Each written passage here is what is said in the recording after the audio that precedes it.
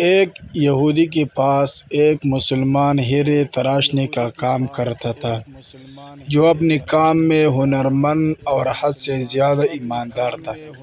یہودی اس سونار کی کاریگری سے بے تحاشا نفع کمانے کے باوجود اس سے مناسب معاوضہ ادا نہ کرتا تھا، جس کی وجہ سے وہ بمشکل اپنے گھر کا خرچہ پورا کرتا تھا۔ یوں نہیں کام کرتے تھے، اس نے عمر گزار دی، اس کی بیٹی جوان ہو گئی، وہ اپنے قلیل آمدنی میں سے کچھ بھی جمع نہ کر سکا۔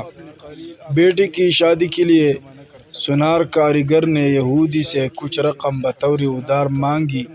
کروڑ پتی یہودی نے رقم ادار دینے سے معذوری ظاہر کر دی۔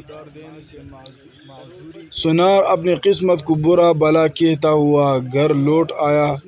رقم ادار نہ ملنے پر بیوی نے سخت ناراضگی اور طعنوں کے تیر برسا کر الگ استقبال کیا۔ پریشان حال بیچارہ ساری رات سوچتا رہا اب کیا ہوگا۔ دوسرے دن وہ کام کے لیے نہ گیا۔ بعد میں یہودی سونار کے بلانے پر جب وہ دکان پر پہنچا تو اس کے ہاتھ میں ایک پوٹلی تھی جو اس نے یہودی کے سامنے کھول رکھ دی۔ اس میں قیمتی ہیرا دیکھ کر یہودی سوالیہ نگاہوں سے کاریگر سونار کی طرف دیکھنے لگا۔ کاریگر بولا، مالک یہ ہمارا خاندانی ہیرا ہے، اس نے بیچنے کی اجازت نہیں، آپ اسے گروی رکھ کر مجھے کچھ رقم دے دیں، میں آپ کو رقم لوٹا کر اپنا ہیرا واپس لے لوں گا۔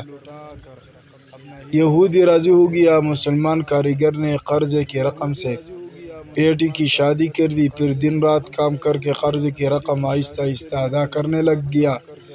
قرضے کی آخری قسط ادا کرنے کے بعد مسلمان کاریگر نے اپنے ہیرے کا مطالبہ کیا۔ یہودی نے وہ ہیرا لا کر اس کے سامنے رکھ دیا۔ ہیرا تراشنے والے کاریگر نے ہیرا لے کر پانی میں رکھ دیا۔ دیکھتے ہی دیکھتا ہیرا گھل کر ختم ہو گیا۔ ہیرا تراشنے والے کاریگر نے کہا، مالک یہ مصری کی ڈالی تھی جس سے میں نے اپنی پن سے ہیرے کا اس طرح سے روپ دے دیا کہ آپ جیسا سونار بھی دھوکہ کھا گیا۔ آپ نے میرے عاجزی اور درخواست پر قرض نہ دیا، جس کی وجہ سے مجھے یوں آپ سے رقم نکلوانی پڑی۔ میں مسلمان ہوں اس لیے بھاگا نہیں، آپ کی پائی ادا کر کے سرخ ہو گیا۔ افسوس کہ آپ نے میری قدر نہ کی، اس لیے میں ملازمت چھوڑ کر جا رہا ہوں۔ کاریگر یہودی کو پریشان چھوڑ کر چل دیا۔ اللہ تعالیٰ کا حکم ہے کہ ضرورت مندوں کی ضروریات کو پورا کیا جائے۔ ایسا کرنے سے معاشرے سے برائیاں ختم ہو جاتی ہیں۔